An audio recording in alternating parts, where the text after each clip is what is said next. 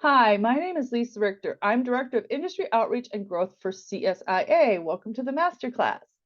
Before we get started, a quick word about CSIA. Probably most of you here today are familiar with the association, but if you are not, all you really need to know is that CSIA's mission is to help SIs build better businesses. How do we do that? Well, for starters, we have a team of volunteer SIs who have crowdsourced a best practices manual to help system integrators scale their businesses. In fact, the BP manual just released a beta version of the latest manual, which is 6.1. CSA also offers a certification program and other resources, including professional development, learning from your peers, and access to vetted professional services companies, including insurance and legal, who understand the SI's unique business needs. For partner members, CSIA offers an ecosystem to grow your SI programs, understand your customers' pain points, monitor industry trends, and share your thought leadership. With thousands of qualified integrators and suppliers, the CSIA Industrial Automation Exchange helps SIs, industry suppliers, and manufacturers connect and do business. For SIs and partners, it provides a platform to support your content and SEO marketing efforts, position yourself as thought leaders, and nurture prospects during their complicated buyer's journey. If you are not currently a member, now is a great time to join. Membership provides you and your entire team a full lineup of virtual events and other resources from accounting to sales to operations 365 days per year. It also means you and your team can attend the CSIA conference because this annual in-person event is members only. If you are currently a member, thank you. If you want to just get a flavor of CSIA and its members, I encourage you to listen to the Talking Industrial Automation podcast. CSIA members talk all things industrial automation, and it's just a great way to hear what your peers are up to. One last housekeeping note before I turn it over to today's speaker. If you have any questions during the presentation, please use the Q&A feature in Zoom. That helps us stay organized. The session is being recorded and you will get a link to the recording in the next day or so. At this time, I would like to turn it over to today's speaker. Ravi, take it away. Thank you, Lisa. I would have to share my screen.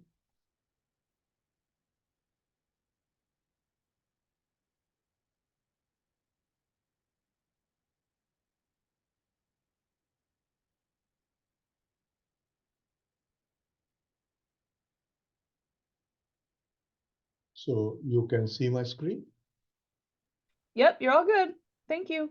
Thank you. Thank you, guys. Welcome from me as well. Good to have you all attending this session. I hope it will be useful.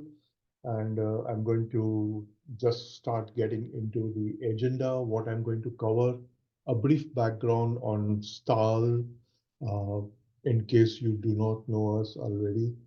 We'll talk about the control room. We'll talk about the field devices. Okay, let's keep it and I'll clarify it later. HMIs in the field, and then on the process kit, again, PLCs, what is Star doing there? So we go through all these topics, and I hope I will have enough time to even address your questions. So Stahl, based in Germany, we are into electrical and electronic products specifically designed for hazardous areas. We do complete solutions, we do seminars and trainings, and then of course we do services. Like if you want to do entity parameter confirmations, verifications for your IS loops, we could support you for these as well. Stahl key figures. We are about 18 subsidiaries globally and 59 international offices, which would include some agents in some of the countries.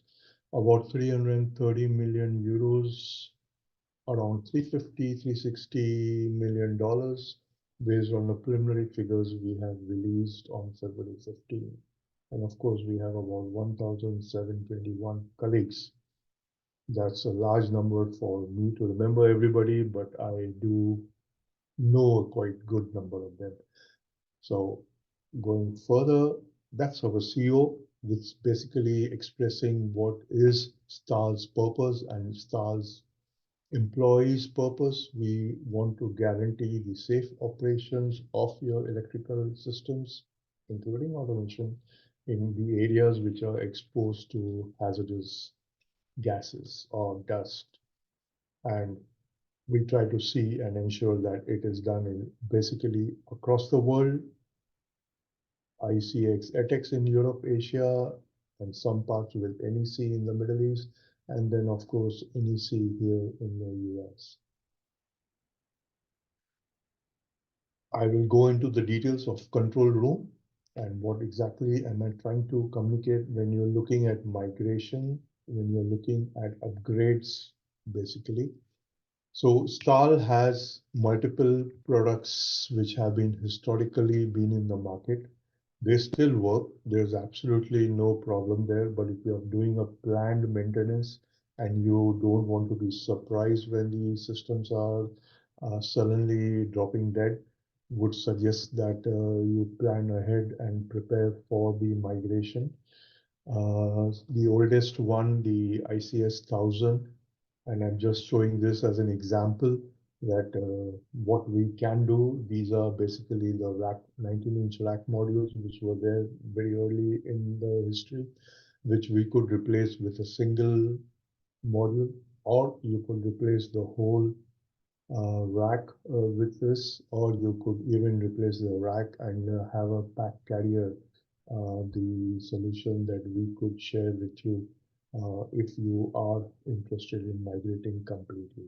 So that is element of inputs from a legacy perspective of stars, isolators, and barriers. And again, they still work, but it's time to change. The life cycle of the electronics inside this would be coming to an end, so they could be dropping dead sooner than you may anticipate. Next, Xeno barriers to galvanic isolators. Hey, the Xeno barriers are already working with me. Why should I need to move to galvanic isolators? For the isolators, I may even need 24-volt DC. Yes, if there are few numbers of barriers, then maybe just migrate, and they are the older 20, 25 years old, just migrate to the new models. But if you can, and if there are larger numbers, then migrating to a galvanic isolator would make sense. Why?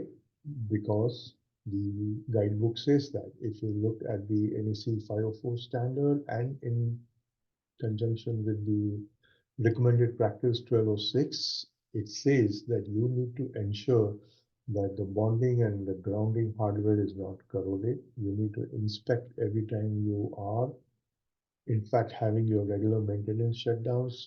The resistance to the grounding connector should not exceed more than 1 ohm. This is very important because otherwise you lose the integrity of the intrinsic safety loop. And then, of course, again, you need to ensure that there are all the terminations, all the connections are corrosion free and not adding to that resistance, which would end up that it increases for 1 ohm to more and then adding to the risk. So this being the main criteria for Xena barriers, which is required, is the reason why we suggest you migrate to galvanic isolators. So though we provide two termination concepts for grounding, so an individual grounding point here or the grounding point through the DIN rail on which you're mounting. But if you see problems, then I would suggest you could go with the upgrades to the galvanic isolator. So you don't need the ground connections, but you definitely need power for the isolators. Your safety depends on this low resistance ground for the Xena barriers, not for your isolators. And then because there is no grounding to be done, you don't need to worry about inspections there. And then Xena barriers have internal resistance, which would mean that the operating current to the field device may be limited.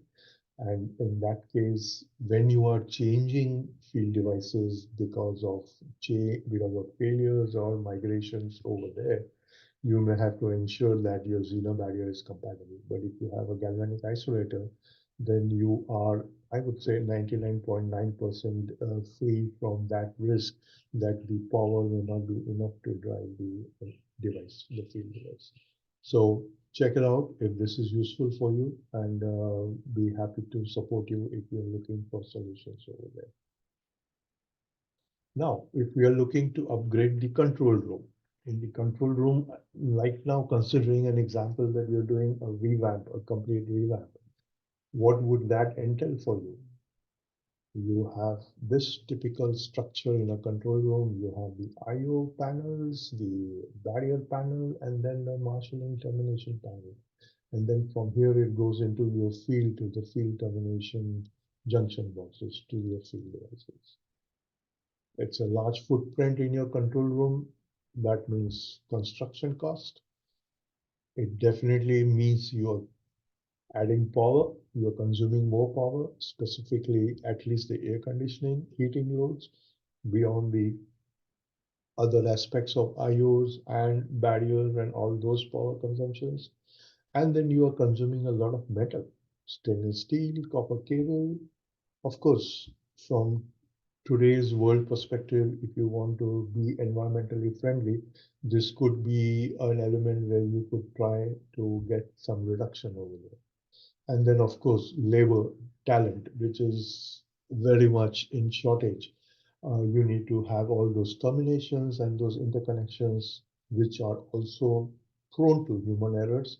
And you are then troubleshooting the individual loops and trying to identify which was the wrong connection that the wireman did. So some of the challenges there which you have in your conventional control room installations. And what do we offer as a solution? Well, we offer you this. We offer you a IO with a built-in barrier in a 2.2 meter 800 by 800 cabinet. I can have 4 rows of IO modules, approximately 960 discrete or 480 analog, or a mix of that depending upon your project, where you are able to reduce down from this 1, 2, 3 cabinets to this one cabinet. If you look at the backside also, where you can do the field terminations. So from that perspective, this will reduce a lot of your efforts, and the advantages over there. You decouple the I/O from the controller. So anytime you are upgrading the controller, you don't have to worry about having a similar IO, because historically and most of the time, the vendors, the control system vendors have or recommend that along with the controller, you change the IOs as well. So you have this flexibility there. You definitely reduce footprint, leaving space for expansion projects in the same room. You definitely reduce all the cable and the resultant troubleshooting time you need.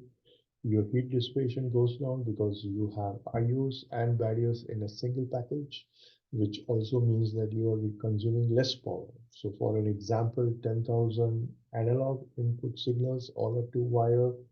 And if it is single channel or dual channel isolators, if you are using that, with the IOs, you would be able to reduce up to 60% savings in the power. Addition to that is the power consumption of the IO cards which you are using.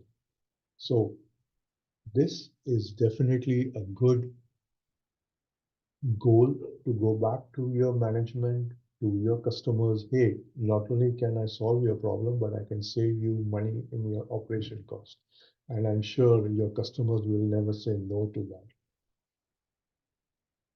What do I use as a IO over there? This is the solution we have.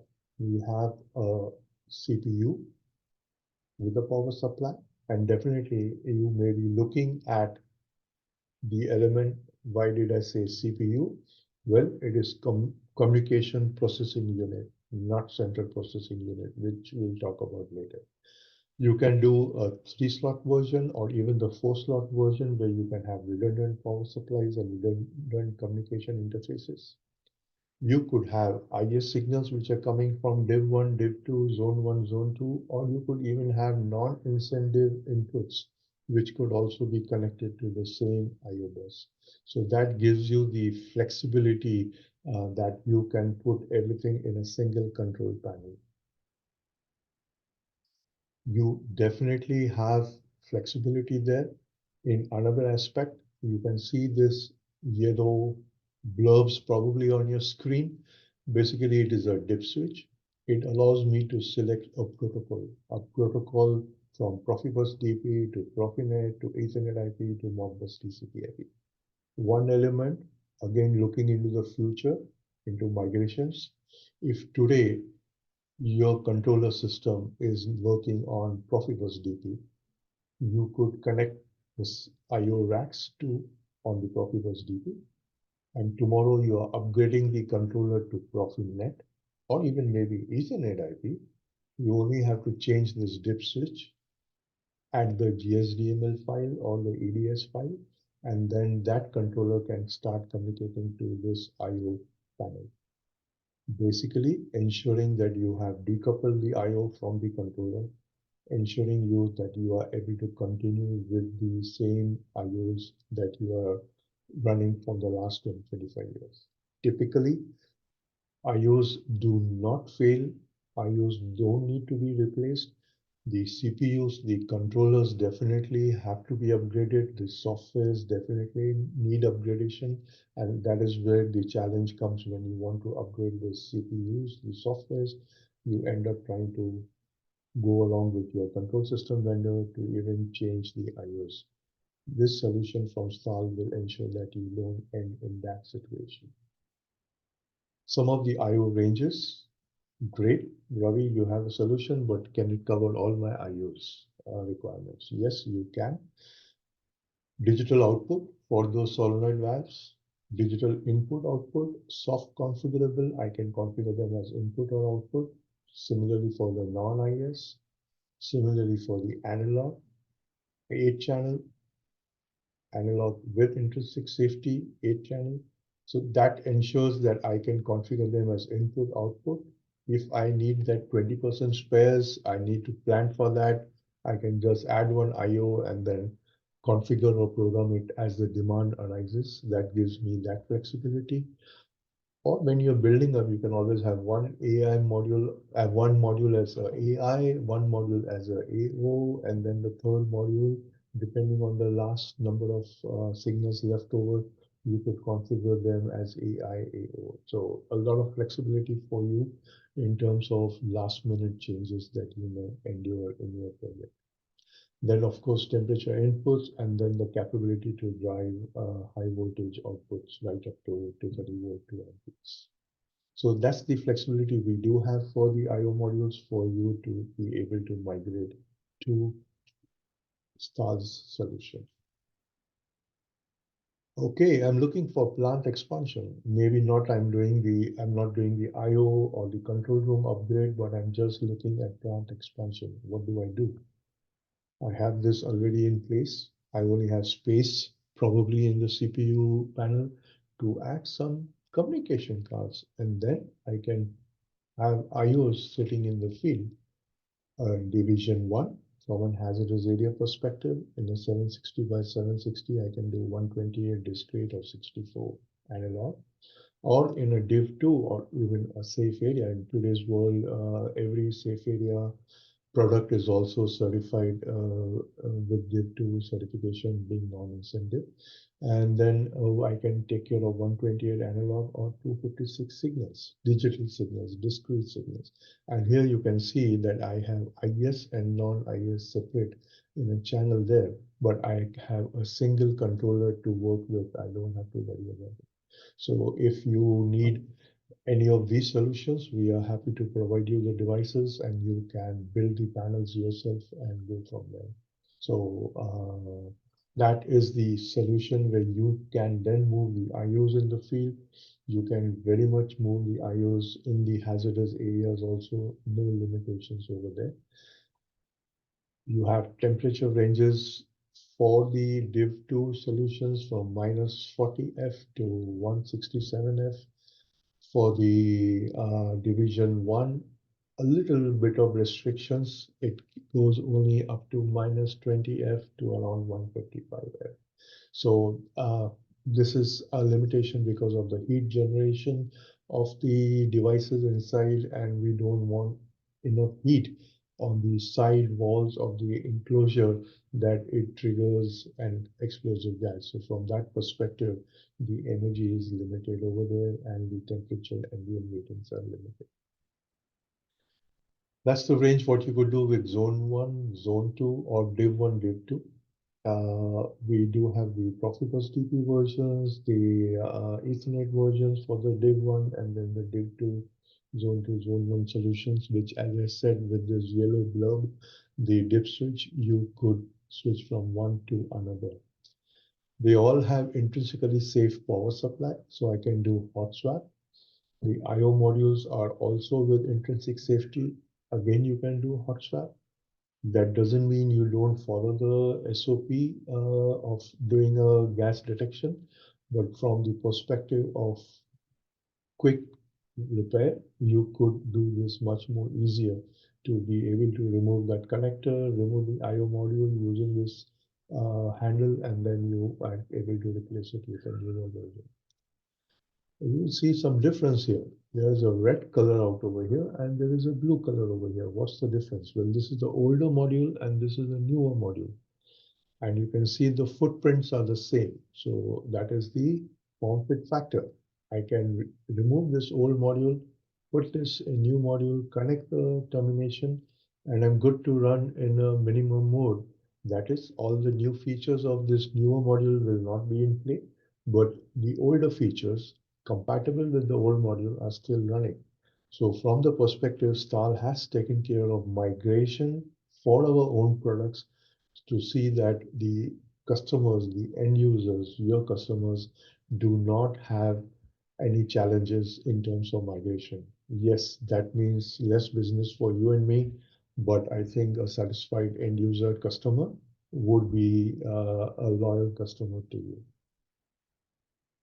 Again, some of the solutions of Zone 1, Div 1, you'll see most of them are intrinsically safe. There are no non-intrinsically safe for installing in Div 1. One point I missed out, because all of these devices are certified for Div 1, I don't need purge, I don't need an explosion-proof enclosure. I can put it in a standard NEMA 4X enclosure. So that is one key advantage. And that is also one aspect of the solution with the IOs, that you can, with intrinsic safety, bring in standard industrial grade cables in without conduiting, without sealing from the field into the IO modules sitting in a class 1 day 1. This particular module is a bit interesting. I'll show you a little bit more details of bigger, larger one. This is a digital output with a built-in valve from Burkett. It is good for 8 signals, 8 channels, and more about that later. A lot of applications in the pharma and food and beverages industry. Okay, a bit of a sidebar. I will go a little bit depth into the remote IO because I'm offering you these two solutions for your upgrades, and I need to provide you input so that you are sure this is the right solution for your migration project. So more details on the IO. As I had mentioned, the digital 16 channel, I can configure them as input or output. Analog 8 channel, I can configure them as 4 to 20 or 0 to 20, and I can configure them as input or output. Extended lifetime, this is a scientific calculation where the earlier electronics allowed you only a 10-year life cycle. I'm sorry, the current one allows you 15 years. That doesn't mean this is going to drop dead in 15 years, but it means that as far as what it call the theoretical time is concerned, the calculated time is concerned, it is 15 years. I have customers with those red handles that are running 20, 25 years, and they tell me, Ravi, I am not buying your IO modules or doing any replacement. When they fail, I'll replace it with these modules which I'm carrying as spare.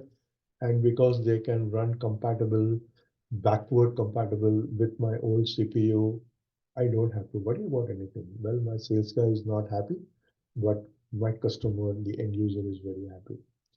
As I mentioned, with just the I/O modules in a zone 2 div 2 can go up to -48 to 167F. We do have some additional status information and enhanced diagnostics. There's a blue LED over there and the red. So if my modules are running in these extreme temperature ranges, or the relay output or the discrete output is switching too frequently, which could affect the lifetime of the electronics inside, there is a bit of machine learning or AI, or I don't know what you would call it, but bit of an intelligence which tells you a year before that, hey, based on the calculated lifetime, I can drop dead by next year. So get a spare, be ready to exchange when I drop dead or when you have your next planned shutdown. So that's an additional feature. You really don't need to change it. You can wait for the breakdown. As I said, it is intrinsically safe, hot swappable. Remove the IO module, remove the connector, remove the handle, and you can get the IO module. Or you can plan for the shutdown later. So that's one part. Enhanced diagnostics. I can do line fault detection.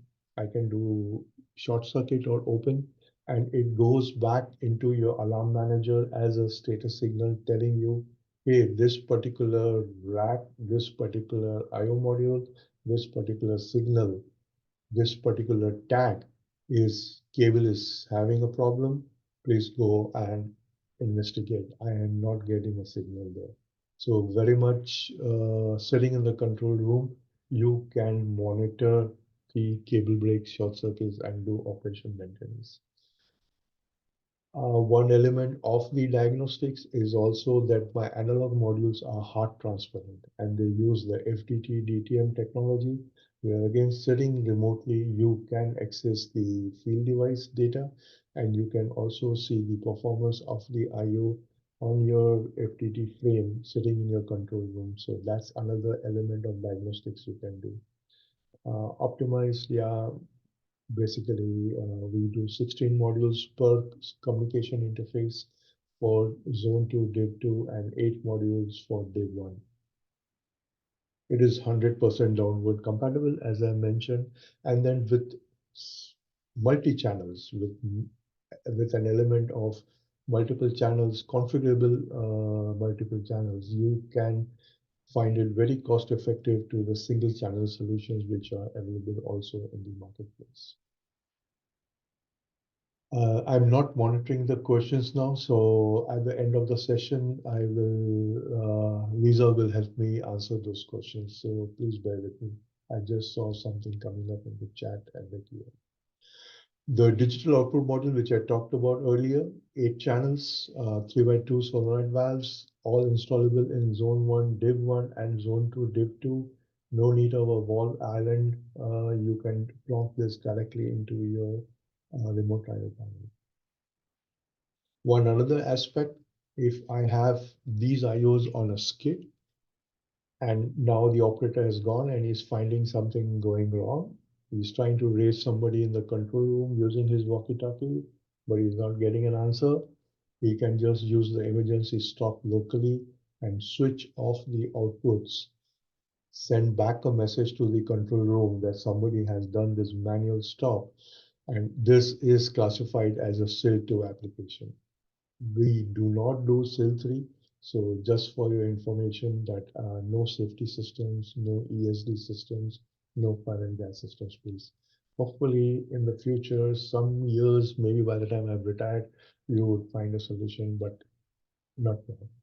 So that is again a very good solution for quick action of the operator on the field. We already talked about it, line fault detection. You get local LEDs as well beyond what you get into your control room. And then this local LED blue color for giving you an early warning alert system, purely from a proactive maintenance perspective. And for non-IS signals, where you have critical control loops, you have unmanned platforms in case you're doing an offshore project, you could have this termination board and these two I/O modules, which are then communicating with the communication interface module, and then they are providing inputs. If one of the module fails, the second takes over. No need for the DCS or the PLC to interfere. It is handled by the communication interface module. Please note, this is only good for non-IS signals. And one another element which was there, yes, your field diagnostics, whatever field diagnostics you were talking about, line fault detect or hard asset management and everything, still remains the same. You won't have any challenges over there. I talked about asset management and watching the alarms. So using this FTT frame, we do use have a frame we call the IS1 wizard, where I am able to here see the hot list. I can do the configuration. This is communicating to Modbus with the IP address. I can change them. And then I can also see individual signals here and see how they are performing and what are the values over there. So a lot of options available for configuring my IO, a lot of applications which I can monitor the asset levels if I want, if you don't have your own separate asset management software. And then in addition to that, able to do diagnosis monitoring of the performance of the IO in the field or in your control plane. In the field, okay, field device technology. Yes, Stahl is not going to go into field device manufacturing. That's not our expertise. We do not want to be like the other control system vendors who can be a Mac. They supply from the field device right up to the control room, everything. We focus on the interface part. We focus on the hazardous area. But what is this field device technology I'm talking about? This is what we see as a evolution, right? Originally pneumatics, that was too old even before my time, so I don't go into that. 4 to 20 milliamps, going to 4 to 20 milliamps with heart, smart devices as we used to call them, then transitioning into bus-based systems. We're talking about Profibus PA, we are talking about foundation field bus.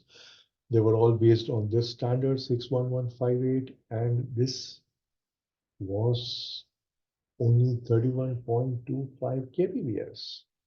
So it was slow. And because it was slow, customers started saying, hey, we are living in the Ethernet world. I want something quick.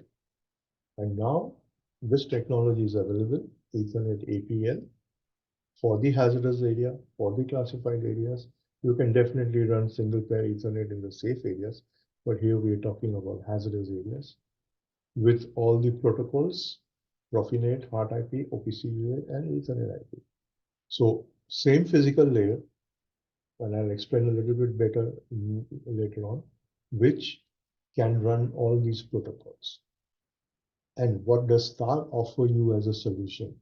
Now, you may have a situation where a customer may say, okay, I'm sticking with the same 4 to 20, or I'm moving or migrating from Profibus PA to Foundation Fieldbus, or I want to move into the next level. So we as Stahl do have a solution for you.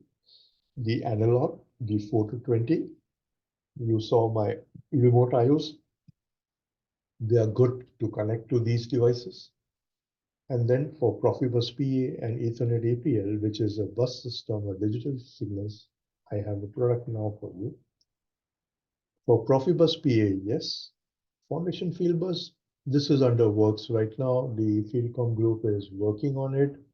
A year and a half, or 2 years down the way, hopefully we'll have a solution where we can connect the Foundation Field Bus field devices to the Ethernet APL network. So what is Ethernet APL? Well, it was a consortium of multiple vendors. Let me show you this slide first. It consisted of Standard Development Organization, the ODVA, the Fieldcom, OPC, Profibus, Profinet. They were all involved in developing standards. And then the member companies. Well, you have the standards, you need to develop products also. So these were the companies as a founder member companies. There are many more who have joined later on. Stahl was definitely there. And they did a joint development and a building standards. What did they do? They said, okay, I want a standard physical layer, define the physical layer, which should be intrinsically safe because I want to run in the hazardous area. I don't want multiple wires to be running in. I don't want to spend on copper cables, so I want power to be provided. I want a decent speed better than the 31.25 kbps. So at least 10 Mbps using the standard available for Ethernet, the IEEE standard, the 10 base TIL. And then more definitely running everything over two wires because what do we have today? Definitely the 4 to 20 if you're using with type A cable or the Profibus PA or foundation field bus if you're using type A cable, then I can try to keep my wiring infrastructure still in place if those are type A cables. Very importantly, from the perspective that you don't have noise and breakdown of signals. Maybe in certain cases where distances are short, you can get away with other standard field device cable connections, but we definitely recommend type A cables. So this was the requirement, ensure interoperability, ensure reliability, and then simplicity. I'm sure the engineers don't want to learn all this new technology and start working and learning that and then try to implement in the field. So this had to be as simple as they can be. And what did they evolve? They came up with this two-wise connection. If you remember the Profibus PA days or the Foundation Fieldbus days, you had a predefined entity parameters available, power classes as they would call in Ethernet APL, which can have a defined distance based on type A cable. There the entity capacitance inductance values are well known. And then I know the device, it is intrinsically safe Ethernet APL that I don't have to worry about matching intrinsic safety parameters. And I can do these designs and configuration faster and simplified. It can go up to 200 meters. And then definitely you have a port-to-port connections. So I can jump from one field device to another in the field. I don't have to run back cables. And then definitely this standard, because there is, except for SPE, there was no Ethernet standard available to run into hazardous area with intrinsic safety. So this particular two-wise standard was developed by the Ethernet APL group, and that is what has been implemented in this switch. It's a standard switch, a standard Ethernet switch, but ready for hazardous areas. Two topologies. I can have this switch connected on fiber optics or regular Cat 6, 7 cables into the control room through the switches. And then I have the field devices, which can definitely come from Div 1 coming into the terminations. One good solution. But if I have a larger plant, if I want to move the field switch into the div 1, div 2, I can have a power supply. Well, if you remember field bus power supplies, something similar. Now it is called power switch with Ethernet APL. And then I can run, you heard the name high powered one. Well, something similar. You have running power and Ethernet signal into the field, which is in the ATEX ICX world would be called as EXE, and here I believe would be called as non-incentive. So two topologies, the star topology over there and the trunk and spur topology as a second option for the solution. This is available, this is under development, and some of these standards are still being put together. Just for you an example of the construction, minus 40F to 167F, you would need redundant power supply if you want to supply it separately, intrinsically safe. And I mentioned earlier that I can connect this to Profibus PA. Yes, because I have in this one a Profibus PA proxy. So I get a Profibus PA signal and I can output a Profinet. When Foundation Fieldbus solution is available, we'll be able to connect FF devices here and then hopefully have some protocol where it can then connect to a higher level system. So zone one, hopefully div one when the certification standards are ready, and zone two, div two, which you can do now, is what we can put together. But if you're building a test bed, if you are getting your hands dirty, as they call it, we are ready with the hardware for you to test out this technology. One element, a lot of questions are raised in the various other forums that I attend, that there is a challenge that the Ethernet APL field devices are still not available. Yes, not today, but in 2025, a lot of the field device vendors are ready to roll them out. So getting ready, I think would be good that you have a test bed, have some learnings in place. So when your customer says, hey, I want to try this out, you say, hey, we have it. I have a solution for you. I have tested with this control system vendor. I've tested with this protocols, and tell me what do you want to do. So just trying to be a step ahead with your customer when he starts asking for this. Time to move your KVMs, which are in the field, within the classified areas, to thin clients. Typically, what do you have? You have this as your structure. You have the KVM, a monitor, keyboard, and a trackball sitting in the hazardous area, a KVM switch sitting in the control room, and then connected to a PC,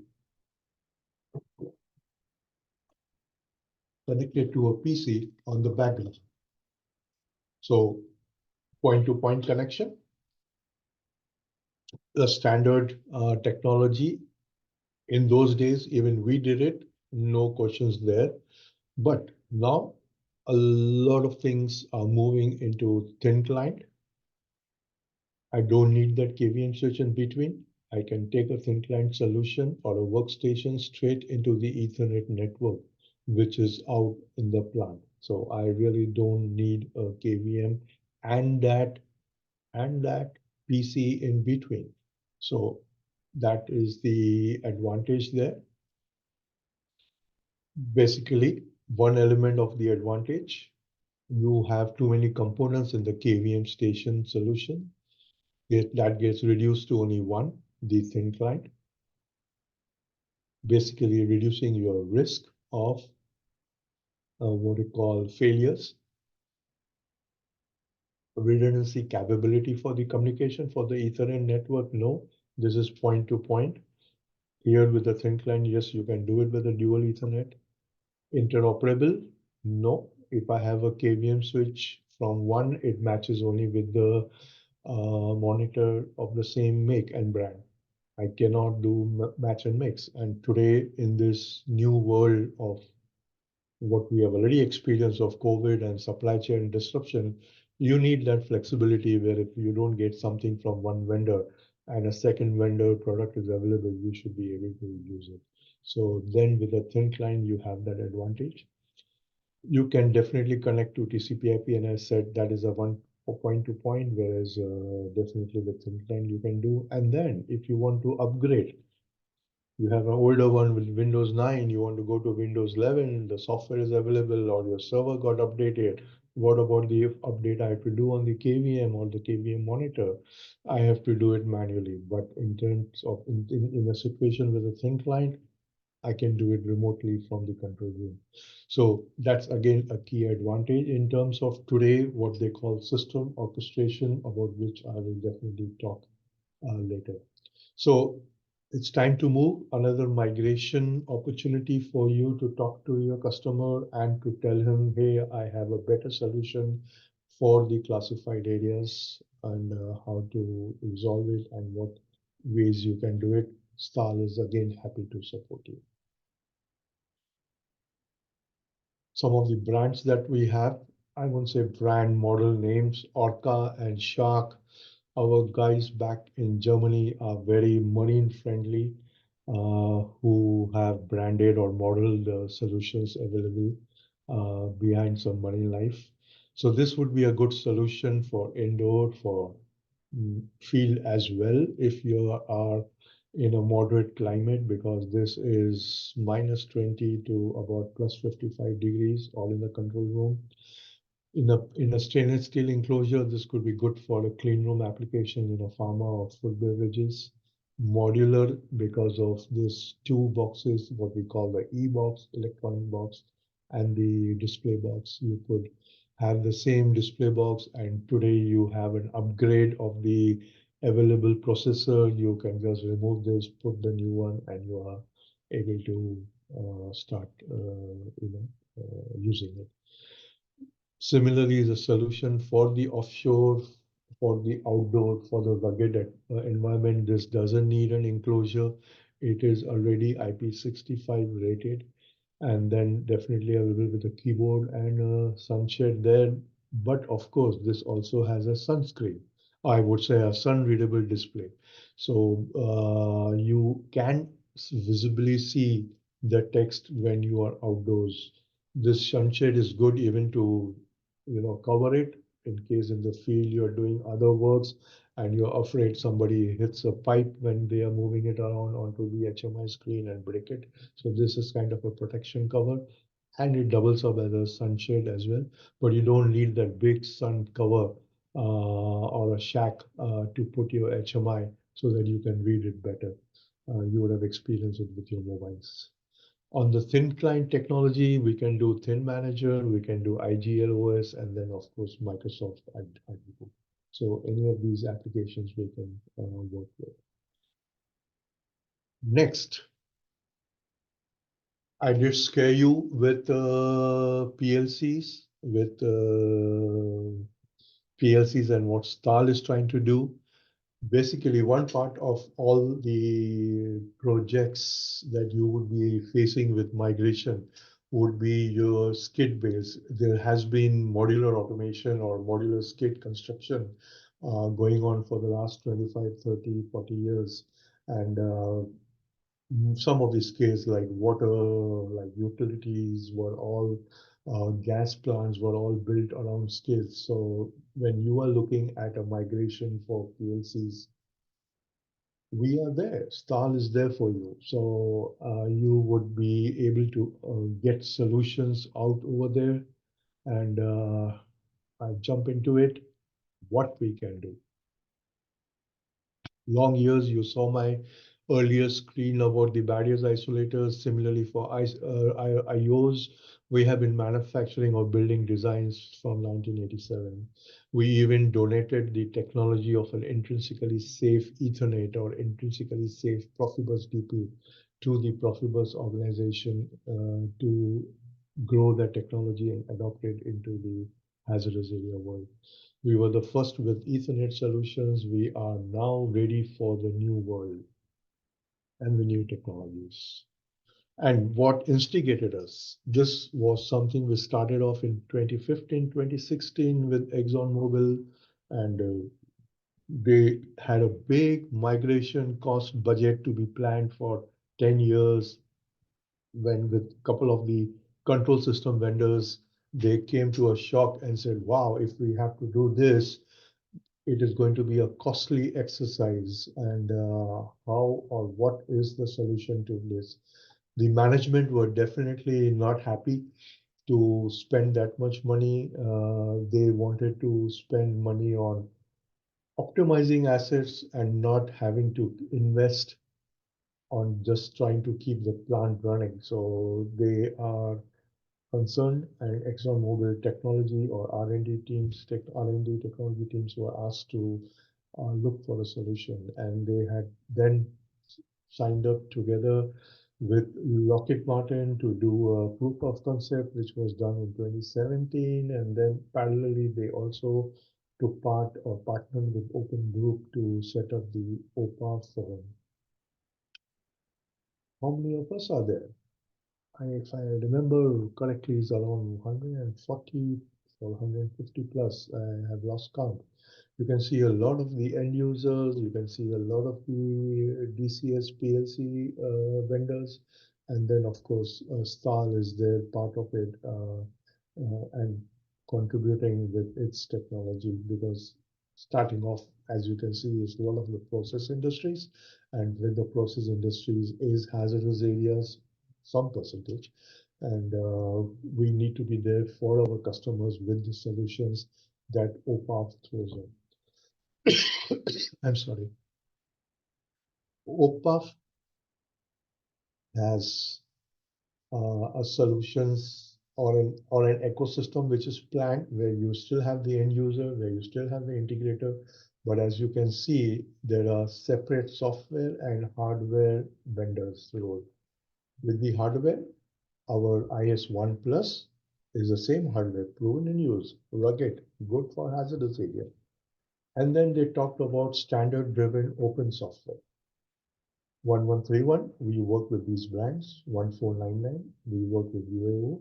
62541, definitely we work with OPC UAO. What do we achieve? We will decouple the hardware and software. Remember supply chain, remember technology upgradation, application portability. I want to port applications from one hardware to another if I have this supply chain situation, and then sit in the control room and deploy technology, deploy upgrades is system orchestration.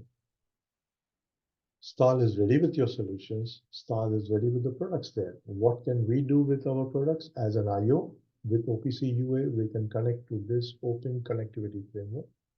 As a compute plus IO, I can have a 1131 runtime, load the control application, and I'm able to communicate to the open connectivity framework. Similarly, I can do it with a 1499 runtime and then communicate it over OPC, OCF to the open connectivity framework. I am going to speed up. So these are the model numbers which are available for those individual runtimes. Reach out to us if you're looking for it, even a test kit, a loaner where you can dirty your hands, you get comfortable with it. They are all standard 1131. So whatever ladder programming, structured text, function block programming, whatever skills your programmer has, these are the similar programming standards for all these runtimes. They're a bit different, the file, the edit subfunctions, or the viewing and all that, but the majority of, I would say 70–80% remains the same. There is 20–30% learning that will be fun for you, because I'm sure it brings in more advantages than we would typically have. You see this MTP, I can talk about it more if I find the time, but otherwise, basically, this is the modular type package, which allows you to connect skids to a SCADA system, to a DCS system, and without having to have protocol converters, without having to have any gateways in place. So this was a solution there. What is the current situation which you have on your skid, is your IO, probably hopefully Stahl, connected over some protocol to your PLC CPUs, and then connected to a SCADA or to a central DCS, which is communicating some of the tags into the SCADA system. This is your current structure, what you have. This is probably, if it's in a Div 1, Zone 1, you are putting the PLC CPU and the IOs in a purge or in an explosion-proof enclosure. Well, if you use a Stahl solution, you wouldn't need those special enclosures. You don't need the CPU, and then you can embed with the codices or the COPA data or the UAO, the runtime and the control application, and just connect through the OPC UA into the control room. You have decoupled the hardware software. Is the IS1 with the software. Anytime you don't like one vendor, you can use the other vendor. Application portability, especially as a system integrator.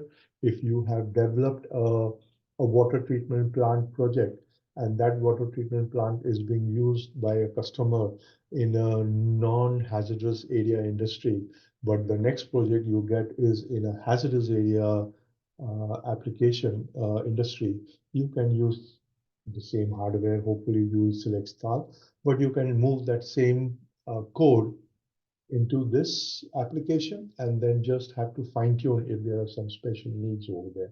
So you could do and save on a lot of talent time who could be spending time elsewhere or on more projects. And then, of course, system orchestration sitting remotely in your control room, in your office, or in the control room of the customer, you could be deploying these solutions. So that is a key advantage. That's an example there. I probably will run out of time. So here's your enclosure with the HMI and the remote IO, and then connected to the programming environment and to any other HMI asset manager or alarm manager. Screenshot of the Codices environment, screenshot of the Copa data development environment with the NPP generator, from the universal automation screenshot of configuration. And is this real? Yes, it is. We are doing the field trials of ExxonMobil together with Yokohama's OPA server. That's around 2000 IO. Out of the 2000 IOs, we got the 1900. So technology center developed the technology, but ExxonMobil plants had to be the guinea pigs, if I can put it that way, who have to implement it. And when one of them raised their hands and they implemented it, they were allowed to select the hardware configuration they wanted.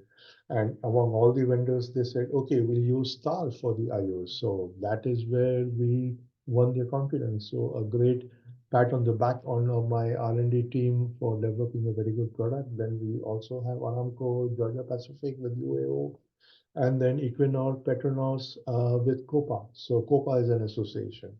So that's it. That's my contact details. I am open for questions if you have any. We do have one. We have this question, forgive me because I don't know what it means, but Yeah. do you have any UL certifications to meet UL 698A? Okay. Well, yes and no. From the hazardous areas perspective, yes, we do have the certificates required. UL and UL 698A panel shop, no, we don't do UL certification, or we don't go to certify the devices with UL, but they are certified to UL 6079 or to UL 6313 or FM. Our devices are certified by FM, and we do have a panel shop which is an ETL panel shop from Intertech.